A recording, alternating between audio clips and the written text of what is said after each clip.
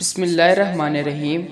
السلام علیکم پیارے دوستو، آج کا ہمارا موضوع حضرت عمر رضی اللہ تعالیٰ عنہ کا دریائے نیل کے نام خط۔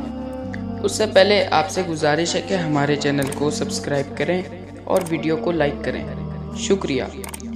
مصر میں زمانے جہالت سے یہ دستور چلا آ رہا تھا کہ جب بھی دریائے نیل ٹھہر جاتا تو ایک حسین اور خوبصورت لڑکی کو قتل کر کے دریائے نیل کے حوالے کر دیا جاتا تو دریائے نیل پھر حسب معمول چل پڑتا۔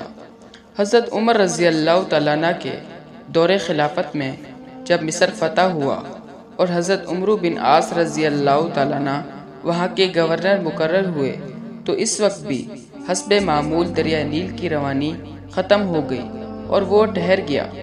اس موقع پر حضرت عمرو بن عاص رضی اللہ تعالیٰ عنہ سے لوگوں نے اس دستور کا ذکر کر کے اس کے مطابق عمل کی اجازت چاہی۔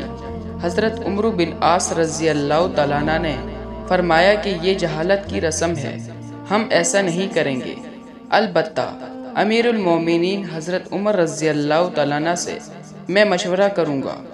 چنانچہ حضرت عمرو رضی اللہ تعالیٰ عنہ نے امیر المومنین کو خط لکھا اور اس واقعے کی تفصیل بیان کر کے مشورہ چاہا۔